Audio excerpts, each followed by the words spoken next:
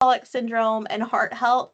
It's one of my favorites. Talking about the cardiovascular system is definitely something that I have a personal connection to. Most people in my family do have some type of heart condition or have gone through, open heart surgery or have had MIs or heart attacks. And so this is something really near and dear to my heart. I am not a cardiac nurse. I'm a mental health nurse and a med surg nurse, but I do have a lot of knowledge about how to have a healthier heart. And it's something that I personally study and research and learn about because I know I need to do that for my own heart health. So that is my passion for this talk today. We also like to do it in the month of February because it's Heart Health Month, which is also very exciting and goes right hand in hand with Valentine's Day because we have our physical heart, but then we also have this, spiritual, philosophical heart that we talk about. And honestly, they're more connected than we would ever really talk about, I think, at least from a medical perspective, but we will today. So again, my name is Abby Horton. I am an assistant professor here at the university in the Capstone College of Nursing. I'm a registered nurse. I'm a certified health and life coach, a former Wellbeing ambassador, for the Honors College and your wellness class educator. You can reach me at abby.horton@ua.edu. I'm always happy to connect you to resources, just to get to know you guys, to offer other resources that you may need, answer questions, feedback, any and all, reaching out is fine. So just let me know if there's something that I can do for you guys. So my disclaimer is that this presentation is just for educational purposes and doesn't constitute medical advice. So if you have specific questions or health concerns, please do contact your healthcare provider. I always like to say I'm a nurse, but I'm not your nurse. It's a fun way to just remind people and myself that, everyone is so individual. So while we can talk about, like, there's a question about AFib in the chat, and I'll give some like general educational things about that. Everyone is going to be managed differently for every condition. If we all had high blood pressure, our genetics, our health history, our family history, all of that is so different. The meds that we're on, the needs that we have. And so contacting your healthcare provider is always going to be your best choice just because they know you so well and they can tailor their feedback to you. But the things that I'm going to share today are going to be things that anyone could do to improve their health, not just their heart health, but their overall health and wellness. And that is what's important, right? Because the thing is that if you're taking steps to improve your overall wellness that anyone could do, that's going to have the biggest impact on all levels of your health and your well-being. So if I can get this to advance, it's not wanting to move forward today. So our objectives today are really to talk about healthy habits that can help reduce your cardiovascular or your heart health risk factors, understand the relationship between cholesterol, hypertension, and heart health, which I'll briefly mention and then kind of refer you back to that cholesterol talk that we did earlier in the year, and then help you identify healthy habits to start to improve your heart health. So we're going to try this video. One of the things that I think is so important is learning about our breath work. And so when we get stressed, a lot of times you can notice that we're holding on to our breath or that we're really breathing in our chest more than in our bellies. So if you think about a baby's belly moves so much when they breathe. Has anyone ever noticed that? But then as we become adults, we start to breathe really through our chest.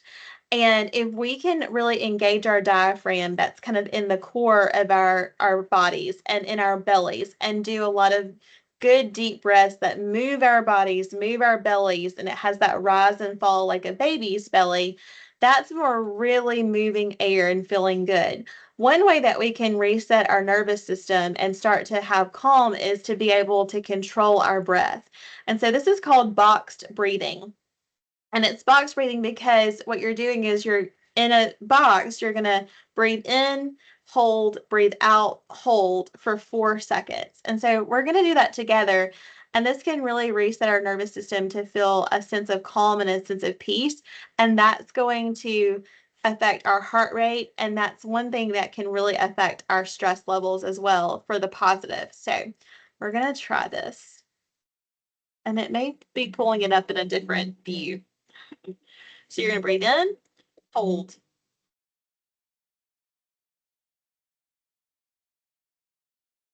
breathe out, hold.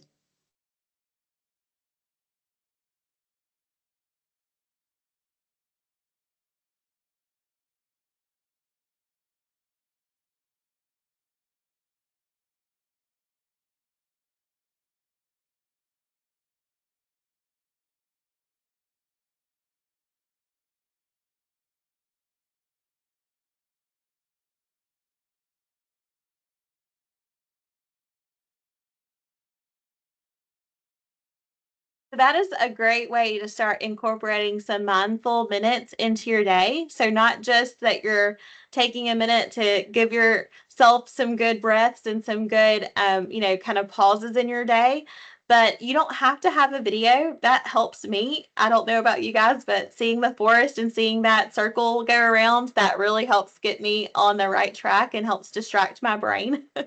But you can do that anytime. You can be in the car rider line after work, picking up a kid or grandkid. You could be at the grocery store. You could be walking down the hallway and you could practice this. It's a really, really effective tool. And again, the things that we do that are, really fun and cheap and free and are easy to do are the things that are going to move that needle forward the most when we're trying to impact our health. I don't know if y'all are like me, but sometimes I like to make things overly complicated. People know this about me. I will pick the hard thing. I'm like, if I'm not paying a lot of money for it, if I'm not having to have a membership for it, then it's probably not worth my time, right? But honestly, if we get back to the basics and do the things that are just kind of natural for us to do, those are often the most impactful for our health. And so I have to remind myself of that all the time. I would much rather buy a gadget or a book or do something really performative like that than just to turn off my electronics and breathe for a few minutes. So I think there's probably a lot of people like that too. So, the importance of heart health, really everything that we do is influenced by our heart, and everything that influences our heart is going to influence other aspects of our health. So, heart health is really brain health, is really overall health. And the global prevalence of heart conditions is really profound in terms of the amount of money that's spent, the amount of readmissions that we have to the hospital because of poor heart health, congestive heart failure, different arrhythmias, you know, mitral valve prolapse, which I personally have, heart attacks, having blockages or plaques or things like that. That's going to be one of the key elements of, having someone who's chronically ill. If they are continuously going to the hospital for heart conditions, it's going to be difficult to manage that once you're kind of in that track of being chronically ill with something. And so the impact on overall health and wellness can be really profound in the sense that it can become difficult to manage. And I see this with my own parents. My mom has had two heart attacks and my dad has had one, and it runs on both sides of our family. And so seeing them manage their overall health and well-being, it does take a toll.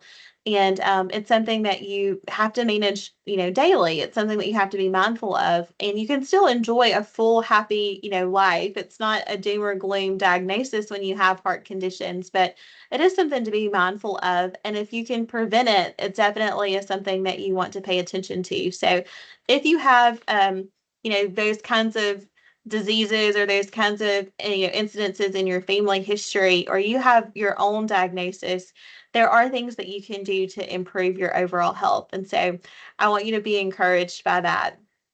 Cardiovascular disease is the world's number one killer, and I think that that is important to note, just so that you can, take advantage, right, of the knowledge and of all of the resources here on campus and in our community. We have a great community of resources, and we're really very, grateful, I think, to have the advantages and the different resources on campus that we do to be able to address a lot of the health challenges that we have. High blood pressure, unhealthy diet, high cholesterol, diabetes, being overweight or obese, using tobacco or other substances, kidney disease, air pollution, physical inactivity, harmful use of alcohol. Those are all risk factors for cardiovascular disease or CVD. And CVD, again, affects 18.6 million people, more than cancer, more than respiratory diseases, more than HIV. But it's often not something that we talk about a lot. And so it's important for us to understand how all of the things that we talk about in terms of blood pressure, cholesterol, being overweight or obese work together. So it is Go Red for Women Month. A lot of times people don't know that the Go Red actually is an acronym for Get Your Numbers, meaning, know what your lab work says, know what the scale says, know what the blood pressure readings are that you typically have. Know what your cholesterol and your, lipids and triglycerides are. Own your lifestyle. So kind of know where you need to make changes in your lifestyle. We all have different things that we enjoy that maybe aren't the healthiest. And so, it's understanding what our lifestyle risk factors are and how we can improve those. Realizing our risk factors. Again, these can be related to lifestyle or it can be related to our family and our genetics. Educate ourselves, but also educate others. And then don't be silent. If you think that you have a sign or symptom that you're concerned about, then definitely seek professional help. So that is something that's important to acknowledge. And a lot of times there's an emphasis on, educating women today because women, when they have cardiovascular disease or they have symptoms of an MI, that looks different than symptoms that you would typically see with a male patient. And so with men, you think of that stereotypical, grabbing your left arm and having a lot of tightness and chest pain, and people will say, "Oh, it feels like there's an elephant sitting on my chest." And that's pretty stereotypical, like classic signs and symptoms, right? That's what we think of. Well, for women, a lot of times it can be like generalized pain, or it can actually be pain that radiates, meaning that it comes from the front to the back, or it can be from point A to point B. It doesn't have to be. But in this instance, it could be, pain that radiates from the front to the back. It can feel or look like, gallbladder pain or epigastric pain, meaning that feeling of fullness right under, your ribs, kind of in the middle of your stomach, where you feel like maybe you just have some indigestion. It can have a lot of GI type of, or like gastrointestinal stomach type symptoms. Not that classic, it feels like there's a tightness and like there's an elephant on my chest. That's very much how a lot of men will describe that pain. Women tend to have different symptoms, and so it might get overlooked. When my mom went in for her first heart attack, she thought that she was having a gallbladder attack because that's how the pain presented itself. But because she was so very sick and because she was having such a worsening of symptoms that you don't typically see with gallbladder pain, they were able to realize that that probably was unlikely. And given her family history, all of her siblings had had heart attacks or open heart surgery or something related to their heart. Um, so given that family history and, just the progression of her symptoms, they skipped the gallbladder assessment and went straight to checking on her heart. And thankfully they were able to get her to the cath lab, put in a stent, couldn't get the second stent, and took her immediately to open heart surgery. So knowing the family history, going at the first sign of pain, really saved my mom's life. And so I think that's important, when we think about dismissing our symptoms of, oh, it'll get better. It might, but it's always a good idea to just play it safe and go get seen.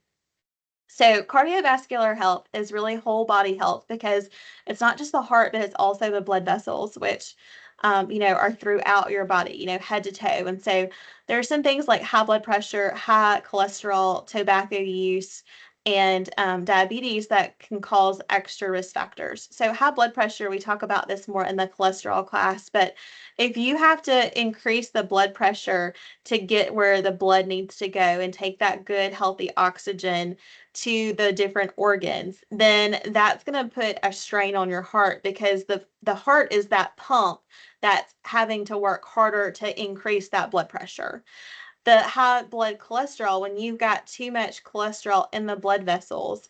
I go into more detail in the cholesterol class, but it's like putting little iron deposits in your hose pipe, your garden hose, when we go and do that on spring break, right? And you see, like, oh, maybe it rusted from all the snow and the cold. That rust is like cholesterol. So it clogs up the hose or the vessel, and then the blood has to rush even harder to get through, right? In those narrow passageways.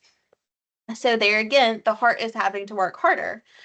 When you use things like tobacco or other nicotine products or substances, those are notorious for actually constricting, so making smaller the actual vessel itself. And it also is really known in terms of tobacco and some other products like tobacco that it can cause you to not oxygenate well. So you don't have as much oxygen on board. And so then that makes the heart work harder because the body realizes that and it's trying to get more blood to where it's going because you're not having enough oxygen getting to where it needs to be, which is mostly in the organs and then out up to the rest of the body. And then same thing with diabetes, it works very similarly because diabetes, you typically have a lot of inflammation and a lot of sugar on board. And so when that sugar can't go and get used or get moved to actually create some energy for us, if it's especially sugar that we've added to our diet, it's not naturally occurring like in fruit and things like that. When we're drinking that sugar, it's making our blood thicker. It's making it more viscous, meaning that the blood has a harder time getting to where it needs to be because it's thicker, it's got sugar on board, and our body can't use that up. And so the inflammation also can cause issues with blood flow. So there's a lot of mechanisms at play there.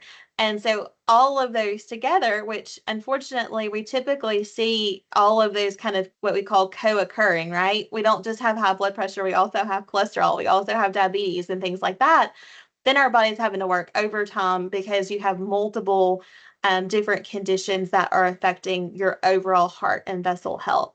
And so it can be a little bit of a vicious cycle in that way because once you start to have one issue, it's going to affect those other things as well. And so, again, it doesn't mean that you can't make changes and you can't improve your health. A lot of times you can catch these things early and you really can make a huge difference. You can do a 180 in a really short amount of time with some good focused effort. And so, that is my inspiration story for you is that, you don't have to feel like because you haven't been able to prevent some of these things that you can't now improve them. My husband has been able to improve his diabetes with the Virto program here. I was able to get off hydrochlorothiazide after 4 years of having stroke level high blood pressures when I was first diagnosed, to now, having lost 80 plus pounds. And kept it off for 3 years and off of my hydrochlorothiazide that you typically don't get off. So I'm sharing some of those stories to say that yes, these things can happen to you, but you also have a lot of power and agency to be able to improve your health, even though you might have a diagnosis right now. So, common causes and risk factors, I've mentioned these.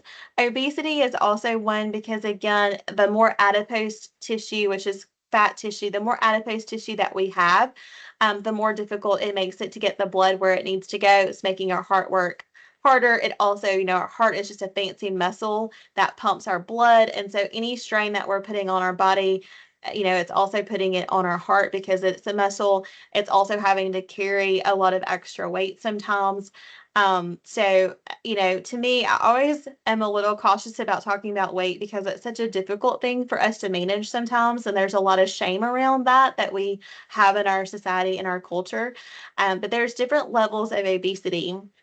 And I was at level 2 obesity when I went on kind of this health and lifestyle journey. And so, for someone that had a BMI of, 34 plus and was in level 2 obesity and really struggling with insulin resistance and weight loss resistance and some health issues and challenges in my early 30s, and being able to talk about that now, I still feel like I'm that size, if that makes sense. And so When I'm talking to you about weight loss, I'm talking to you about it from someone who struggled with their weight since they were 11 years old and tried every diet, right? Starting with, the really popular ones in the 90s, like Slim Fast and Weight Watchers and things. And so I definitely understand the challenges that come with that. If you can address, the basics, the, water that you drink, the sleep that you get, the little short walks that you do, for me, that was the key because I tried to do all of the really hard, fancy things, and that added a lot of burden to my body when I was trying to get healthy and lose weight. My body wasn't ready for that. My body, wasn't ready to give up. I was drinking 6 Mountain Dews at this time. I was drinking 6 12-ounce Mountain Dews a day. So my body wasn't ready to give up all 6 Mountain Dews at one time and drink nothing but water, right? So it was about replacing one Mountain Dew with one glass of water. And that was really the baby step approach that I took, and that I find people are most successful on. Some people need to go cold turkey on things, and I understand that approach. But for most people, our bodies, even if our brains are wired to go cold turkey, our bodies can't handle that big of a shift. And there's a principle in coaching that says the more work that you need to do, the less like capacity you have to do it. So the more weight that you need to lose, or the more whatever it is that you need to do, the less capacity for change that you have. So you really do have to baby step your way there. So early signs and symptoms of heart disease can be things like chest pain, shortness of breath, fatigue, and swelling in your legs and ankles, especially if you're seated for a while or you're on a plane, trip or something like that, and you notice other people aren't having that kind of swelling in the legs and ankles. That can be a sign. So, some benefits of a healthy heart include, of course, longer life expectancy, improved quality of life, reduced risk of stroke and other cardiovascular issues, and then enhanced energy and vitality. And when I was going through kind of my journey, seeing my parents and their heart conditions, and they were typical BMIs. I will say they both had heart attacks with normal BMIs. So it's not always about weight, right? I think that's important to acknowledge. There's so many other factors at play. But that really inspired me because I was thinking, my parents are having these health issues at a normal weight, not having a ton of other factors that are influencing their heart issues other than genetics. And I have a lot more health problems, and I do have an unhealthy BMI, and I don't feel well. And I was the mom that didn't feel like getting on the floor to play with her kids because it was so difficult for me. I would get so short of breath that, even in my early 30s, to get on the floor to play with my kids was challenging. And that was kind of a wake up call for me. And it wasn't that I was, overeating or things like that. It was just typically like I was very metabolically unhealthy because I had some underlying health conditions, and inflammation. And so it wasn't always about the food, but it was something that I had to address from a health standpoint. So anyway, I hope that I'm speaking to somebody. I don't know. Usually I don't go on a tangent like this about the weight issue or some of the other personal stories, but I feel like that somebody may need to hear that today. You definitely can make a holistic change to your health, and that's really what it requires. Again, you can't just kind of like throw a bunch of things, against the wall and see what sticks. You really do have to just take it one step at a time. And so you don't worry about what you can't control. You really just focus on the things that you can, which is your attitude and your effort. And you've done that today by showing up for the class. Really it's about trying to maintain as much health as you can and build on the foundation of that. Because for everyone on the call, you're doing something healthy. You're doing something right. And I say right in air quotes. Something that you are doing every day is healthy. You just have to figure out what that thing is. Maybe it's that you're really good with your sleep, or maybe it's that you're really good with, walking after meals, or that you get a lot of water in your everyday. But pick the one thing that is easy or easier for you to do. Pick the one thing and then build on that. That's called habit stacking.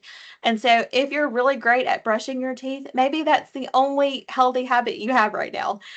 For me, that was really one of my only healthy habits, is that I would brush my teeth regardless of anything else. And so I was like, okay, all right, I can brush my teeth. I'm good. I do that without even thinking about it. So now what can I stack with that habit in the morning? And it's the thing that you would do even if you were running late. And even if I were running late, y'all, I would stop and brush my teeth. And I'm really diligent about being on time for things. I stay up late at night worried that I'm going to be late if I have something important the next day, but I would still brush my teeth. That's what's called a keystone habit. So pair whatever you're wanting to change or improve with something like that. Brushing your teeth is usually a good one for most people. So I would start leaving my water bottle by my toothbrush in the morning to remind me to drink more water. And then it was that I added supplements. So I would put my supplements by my toothbrush and my water bottle. And you just keep stacking these habits together so that by the end of, whatever amount of time you've given yourself, you have really changed your life for the better. And sometimes you just look back and you think, oh my goodness, look how much I've done in such a short amount of time. And it's because you've stacked habits.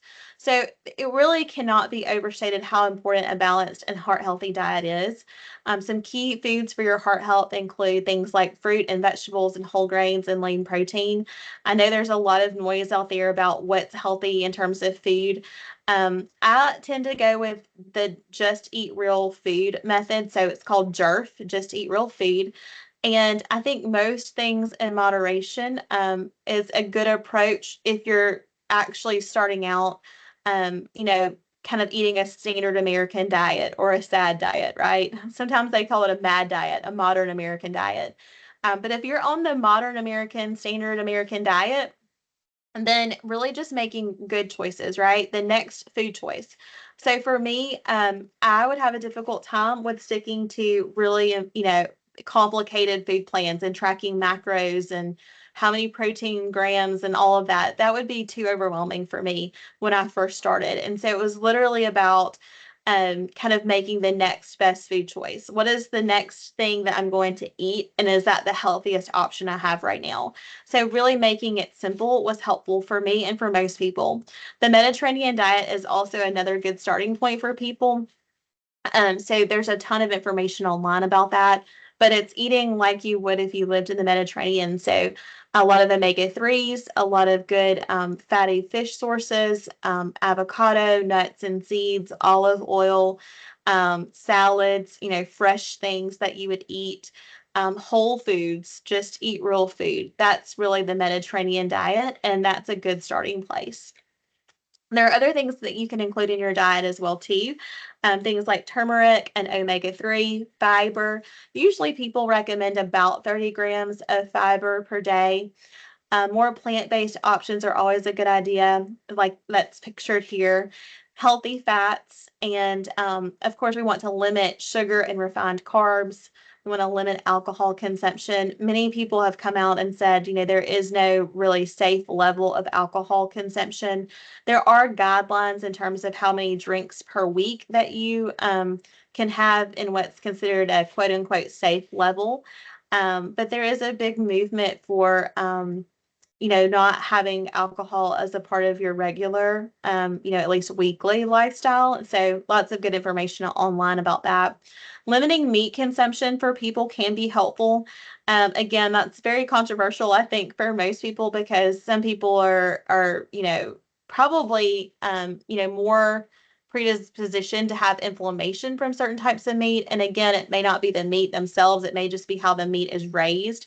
So some people can have a lot of inflammation from those meat sources. Processed or fried foods, of course, we want to avoid. I'm like you. I probably, have something fried at least once a week. I used to have something fried many more times a week than that, but fried chicken was a staple at our house on Sunday afternoon with my grandmother. And so I definitely grew up eating processed and fried foods. But that's something that I really try to limit now. Again, it's all about inflammation, and that can really play a factor. And then avoiding trans fats. So those are those human-made, man-made chemicals that you'll see. They're really preservatives, but we call them trans fats. I think it's because it sounds nicer, but they're really chemicals and preservatives to keep the food to be palatable and fresh. And so you want to avoid those and really look at your food labels. I go into more detail on food labels on the cholesterol talk, but you definitely want to limit that and have that be 0 if you can.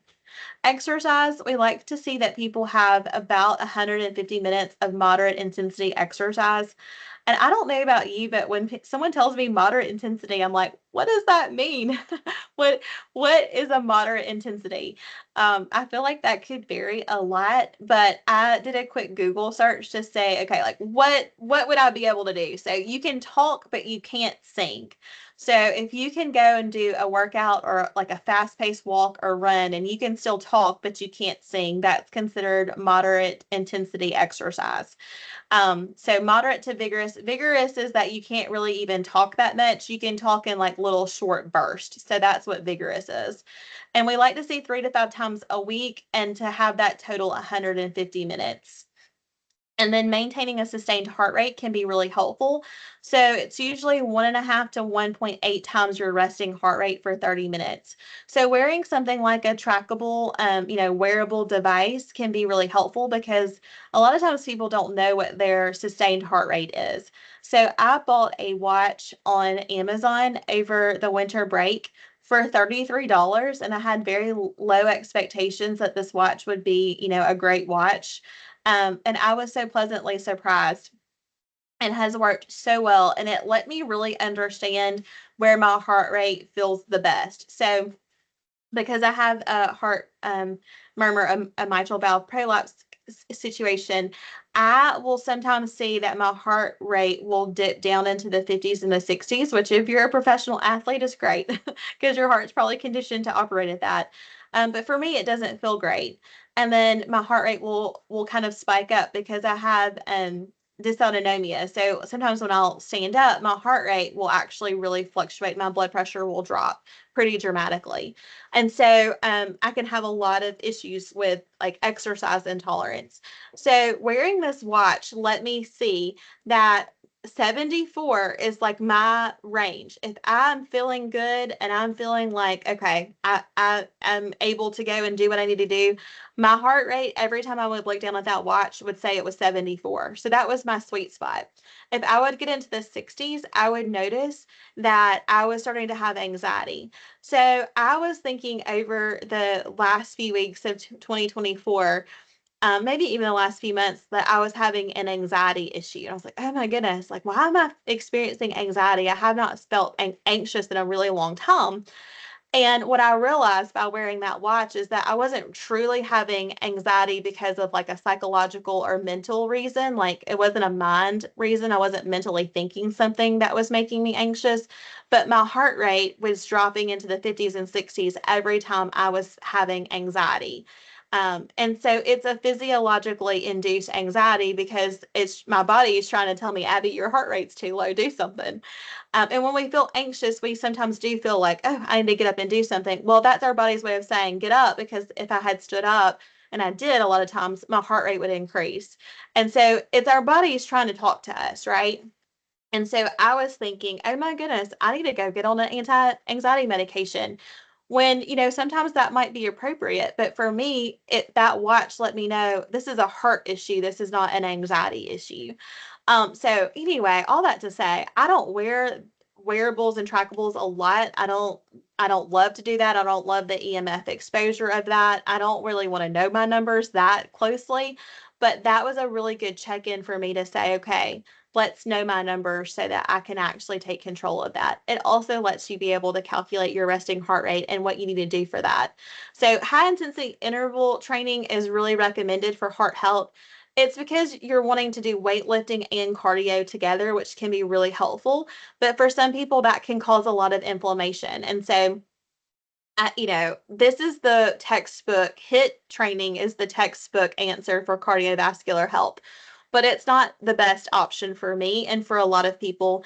I would say for women too, like, to do that, with caution, right? To ease into that. So what I really like to do is I like to do short bursts of cardio with weightlifting. And so With lifting weights to your max capacity, I always say to go and do that with a personal trainer so they can help you with your technique and form and the exercises that would work best for you. And then having like little short bursts of 30 to 60 to 90 seconds of cardio, which might be like a quick brisk walk around the building where you're working out, or hopping on the treadmill for 90 seconds to just get like short bursts. That really is helpful for your heart, along with just doing like body weight exercises at your desk. Getting up every hour and just doing 10 squats can be as impactful as doing these really high intensity workouts, because you're having sustained movement throughout the day and you're not usually causing a lot of inflammation because you're not getting to the point where you're raising your heart rate and breaking out into a sweat. But again, this is very individual. So you really want to work with someone to figure out what works best for your body. Substance use, again, we mentioned about smoking and tobacco and nicotine use.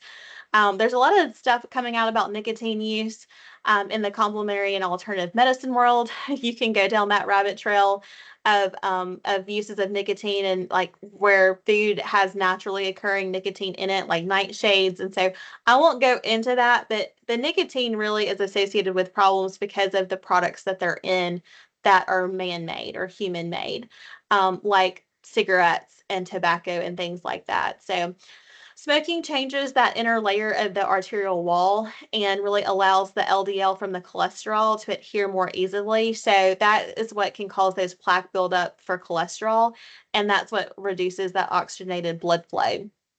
So ultimately, the body's oxygen deprived, and then that's what's causing the strain on your heart. So that, along with limiting alcohol consumption, or just quitting altogether. Alcohol usually will thin the blood, but it also is a diuretic, so it makes you really flush out a lot of your good vitamins and minerals and things. So it's just important to understand that. Of course, there's lots of other things we could go into, but alcohol can really compound some of that and causes a lot of inflammation for most people. Managing your stress well, of course, stress impacts our heart health. It can lead to problems with hypertension, which then can cause an increased risk of heart attack. But techniques for stress management, things like mindfulness, meditation, deep breathing, like we did with the boxed breathing, yoga, Pilates, stretching. There's so many different techniques. What I would say to you, though, is have stress techniques that address a physical component and also a mental component, right? So mind and body, or I like to say brain and body. So a lot of times when we think about stress and coping techniques, we just think about what to do for our brains. Things like journaling, meditation. They're much more cerebral, right? They're much more in our heads. And for a lot of us, we need to get out of our heads and into our body. So, what are things that we can do to move our body and complete the stress cycle? Our bodies are designed to move, usually to move when we're stressed, right? Think fight or flight. Think about that saber-toothed tiger. If we saw a saber-toothed tiger out in the wild during prehistoric days, we would not have sat down and probably meditated or journaled. That would be good after the fact, right? After there's no longer a tiger, then that's great. But in the middle of that chaos and stress, we wouldn't do those things. We would face it and fight it, right? Or we would run away from it. And so, same thing when we have stress in our everyday life. It's not a saber-toothed tiger. It's usually probably Outlook dinging in the background. But it's something a little bit, more innocuous. It's something that's probably a little bit more a part of our everyday.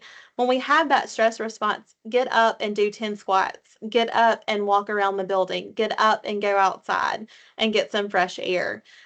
Even if it's rainy, even if it's cold, if you're not having some contraindication for doing that, cold is probably not going to hurt us for 10 minutes. A little bit of rain is probably not going to hurt us for 10 minutes. I usually am the person that has a very light rain jacket and no umbrella, and I'm walking in the rain because I enjoy it, and we're meant to be out in nature, right? So do something to move your body, and then you're going to practice meditation and mindfulness and journaling and all of those other things, as more maintenance for your mental and stress and coping. So the importance of work-life balance and relaxation is really, it's what life's all about, right? It's what optimal health is about. Some people will say there is no work-life balance.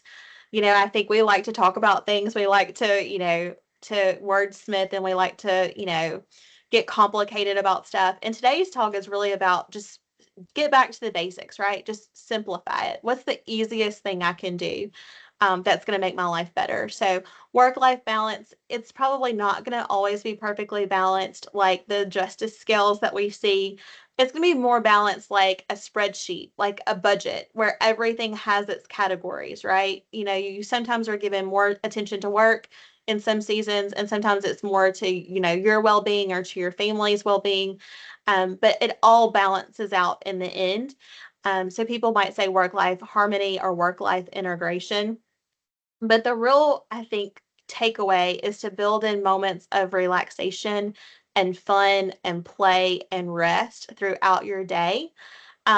Because we kind of treat our work days, I think, like marathons, and we get to 4:45 or whatever the end of our day is, and then we kind of crash. We go into this freeze state because we've been on all day, and then we aren't really getting to enjoy our after, work hours with our family or with our friends or with ourselves because we're so tired, we're crashing. And a lot of times we require a lot of recovery on the weekends too. But if we can build in breaks and fun and relaxation and time for play and connection throughout the workday, um, as part of our natural rhythm, we won't feel like we're crashing at the end of the day. So easy to say, a lot harder to do, but I think it's important to add to the conversation. Good sleep and good rest are the foundation of health, right? You can hydrate, you can eat all the broccoli that you want to, but if you're not sleeping and you're not resting, it's going to be really difficult for your body to recover.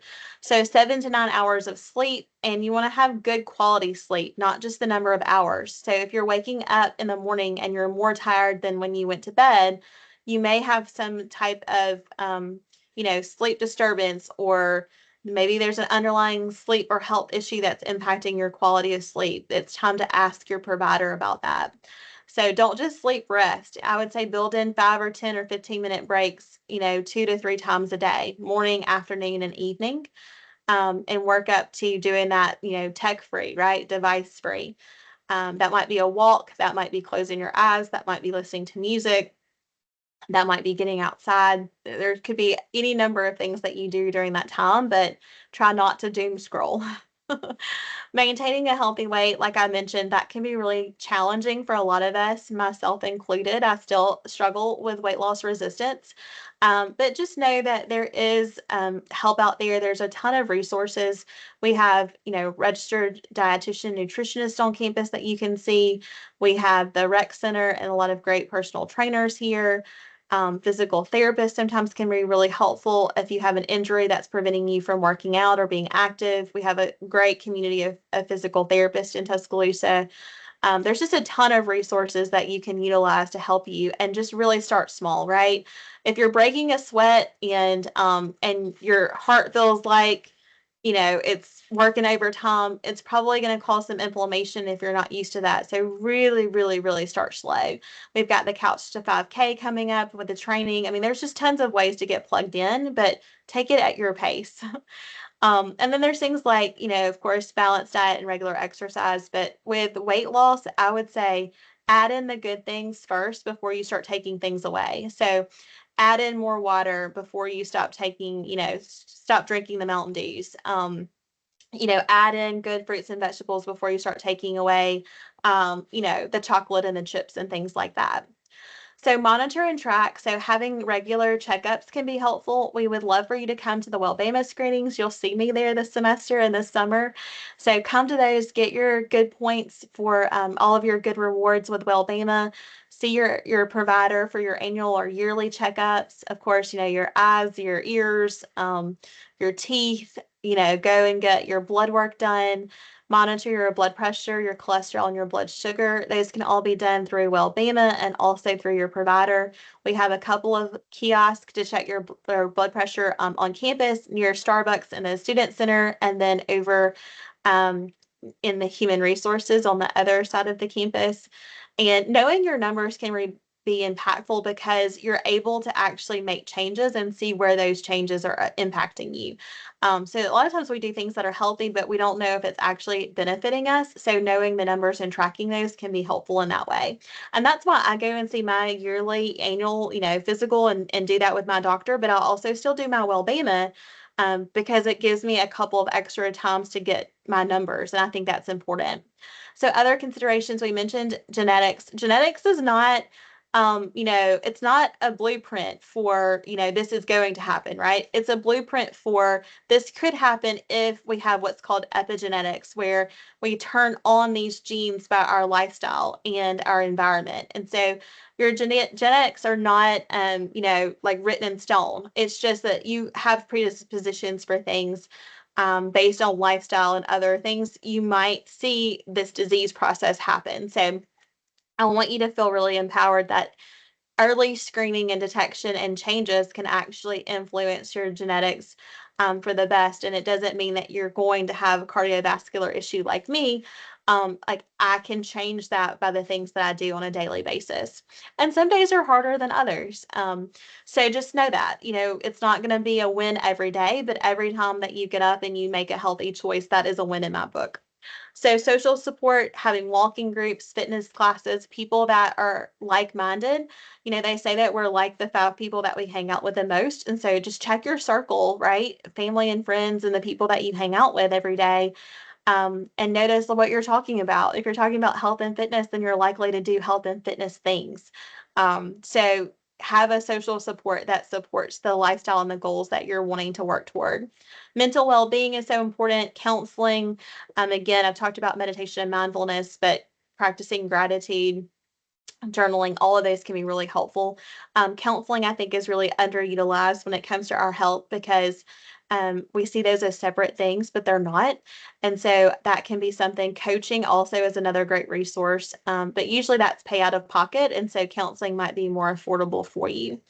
And then technology and heart health. Technology does have a play in our health. And so for me, it was very, very helpful for me to realize, that my anxiety episodes were really about my heart health and not about me having anxiety because of a situation or something like that. So while you're not going to see me wear a tracker all the time, I am going to have periods where I check in to see, okay, like, has my numbers changed? Has my symptoms changed? What am I doing now?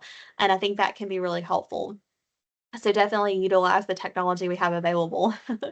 More healthy choices, things like limit seating. So, when you're having to, sit for a long time, just remember that, maybe you just take chairs away and you stand up, right? We used to say that as rude, and now a lot of times people will actually just stand during presentations or conferences or classes. So I let my students stand up when they need to or as they need to in the back of the room.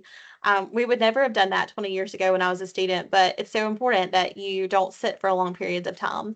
Limit your screen time or wear blue light blockers. I have my blue light blockers on. It helps to limit the glare and it helps to, maintain my energy and prevent EMF exposure. Staying positive can be really important. This is not about being Pollyanna or always wearing rose colored glasses, but it is about looking for the silver linings, right? Like I'm not gloomy because it's raining outside. I actually love when it rains. So it's looking at the positive, what is positive about this situation? What is this trying to teach me is what I try to go to. Now it might take me a little while to get there, but I'm going to try to reframe it. Practicing gratitude. Again, it's hard to be in a bad mood when you're practicing gratitude, when you're saying you're grateful for something and be really specific. So it's not that I'm grateful for I always use my son Jack. It's not that I'm grateful for my son Jack or that I'm grateful for my family, right? It's I'm grateful that my son Jack, actually it was my son Charlie this morning. I'm grateful that my son Charlie fixed my water for me before I left for work this morning. We were out of coffee. And so he's like, we're out of coffee, but I can fix you some water. I said, I'll take the water, buddy. Thank you. And so it's something really, really specific because that helps you notice the little things in life versus just being like, oh, yeah, check. I'm grateful for my kids. But it's a really specific kid with a really specific thing because that helps our brain start to filter out the good, right? I could have been upset that I didn't have my coffee this morning, but instead I'm grateful that my son was like, but I'll fix your water. That was really nice. Getting up every hour and moving your body journaling, meditating, practicing somatic exercises. So you can Google this. There's a lot of exercises online, but it's things like hip rocking and letting your, heel taps, it's calf raises, but your heel taps the ground. It's humming. It's anything that activates the vagus nerve and kind of resets your nervous system. There's a ton of free resources out there about that that can really, kind of address stress in your body. And then reading. There's always new information coming out daily about health and wellness and heart health, especially. Being disciplined over motivated, y'all, motivation is going to wax and wane. Motivation is going to come and go, just like our weather. You're never going to know if you're going to have motivation. But being disciplined is just habit stacking. It's getting up and doing it because you said you were going to. And it's adopting the mindset of someone who's healthy, right? So when I was 250 something pounds, I stopped weighing myself. So I don't even know how I got, how heavy I weighed at the end of all of that. But I knew I was at least 250 pounds at one point, 3 to 4 years, probably 4 years ago now. I didn't weigh every day, so I didn't know my numbers. I didn't weigh ever. And when I went to the doctor, I didn't want to see the number. I would tell them I don't want to look. And so not looking at that number let me get to a weight that really surprised me when I accidentally saw how much I weighed at the doctor's office. That was the thing that got my attention. And I was like, oh, okay, I need to probably do something about this now. And there had been signs, right? And so I was 250 pounds and I couldn't even find workout wear to work out in, right? I was wearing a t-shirt and shorts. And I was like, okay, I adopted the mindset of a professional athlete. Like I am fit, I am healthy, I am strong. I'm an athlete, right? Because that's who I wanted to be. And so I started saying that to myself even though I didn't believe it, and even though I didn't feel it, and even though I couldn't get through a workout the first time I worked out, I started saying those things. And adopting that mindset let me become more like those things because when you make it about who you are instead of what you do, then your body is going to look for ways, your brain is going to look for ways to fulfill that, right? And so that's what discipline is being about. Celebrate small wins and milestones, stay educated and informed, and start with small, gradual changes. So baby steps matter and celebrate those. And celebrate your wins and milestones. I always did that with food. I had learned that as a coping mechanism as a child. And so I rewarded myself and my kids with food. And so now I reward myself with other things. So, 7 steps to a healthier heart. There are things that you can do here. Again, it's most of what we said, but just in an infographic for you. Some wellness basics. We have a whole talk on wellness basics, but it's sleeping well, staying hydrated, striving for a healthy plate, moving your body every day, meditating, box breathing, lots of variations of that. And then there are a lot of great resources on heart health in general. But again, most of them are going to be the things that I mentioned today. And heart health is really about managing your health and being proactive before you get a diagnosis.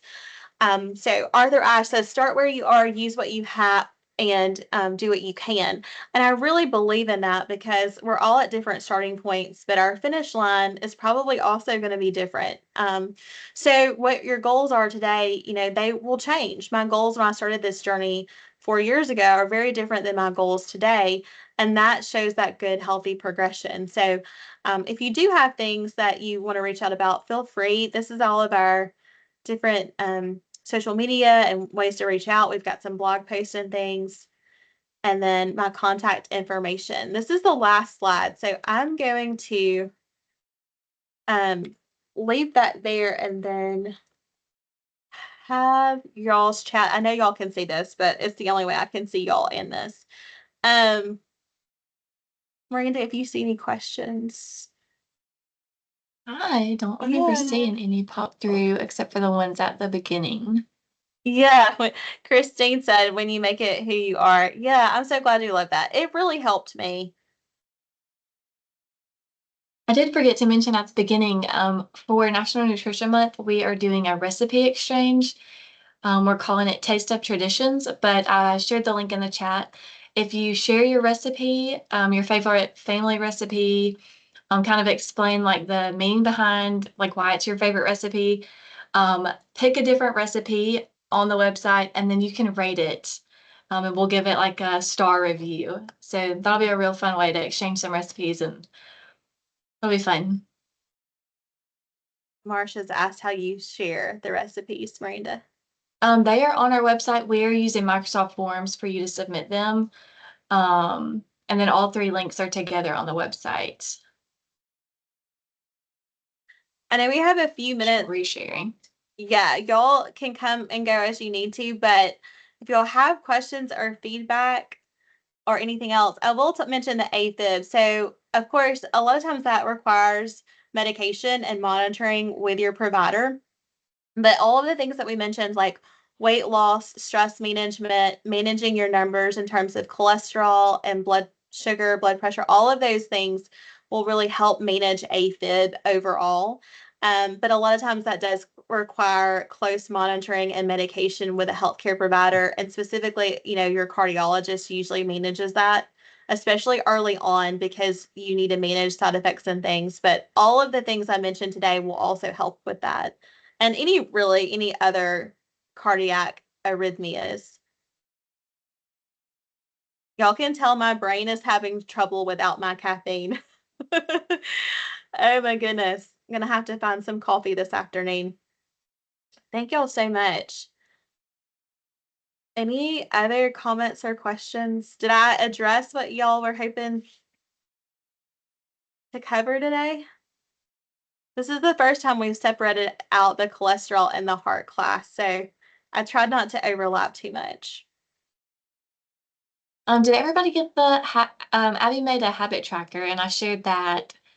I can reshare it just in case it gets lost.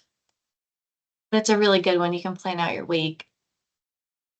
I really like to use that. If I don't plan it, it doesn't happen. So on Sunday afternoons, I actually will map out my week and I'll go ahead and plan all of that out. And it doesn't always work, but it works more than not. If I don't do it on Sunday, it doesn't happen for the most part. Okay. Would back pain be a symptom of heart problems? It can be, but back pain is one of those things that it can just really be related to anything. I will say if you have pain um, and you don't have an injury for more than 2 to 3 months, a lot of times it's associated with nervous system dysregulation, Anna. And so be seen by someone to make sure you don't have an injury or something that's going on that there's a real physical cause of that. But nervous system dysregulation is usually one of the reasons why you have chronic pain more than 2 to 3 months. So, and you're welcome to message me about that as well. But yeah, you can have back pain with heart issues. Free app called Finch where you can manage your goals. That's really good. I like one called Nourish too. I'm seeing an RDN through Nourish, and it's covered so far by our Blue Cross Blue Shield policy, and it's been great. I'm connected to a RDN out of Birmingham, and I'm getting like tailored meal plans and things like that. So Finch and Nourish might be ones that you look out for. And also Fit On, Miranda told me about this one. It is my very favorite app of all time for exercise and meditation and just all the things. How can you set up an appointment with a nutritionist? You can call UMC and you can set up with Suzanne Henson or one of her colleagues over there.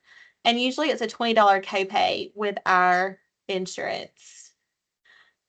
Yeah. So other people love Fit On. Good. I'm so glad. I'm Let me sorry to see if hear I about can. that, Anna. Anna just said that her father just passed away. I'm so sorry. Oh, Okay, guys. Well, I'm so glad that I got to spend the afternoon with you, your lunch break maybe with you. And if y'all have anything, please feel free to reach out. But just remember to take one small step. So it may just be that you get up and take a tour around the building or go get a healthy lunch or go refill your water bottle. But just pick one thing and text somebody, text a friend, text, a spouse, a partner, text somebody and tell them the one healthy thing that you did. And if you don't have anybody, you can always email me. You can tell me the healthy thing that you did. But I hope you'll have a great rest of your day. Thanks, Miranda. bye, everybody. Have a great day.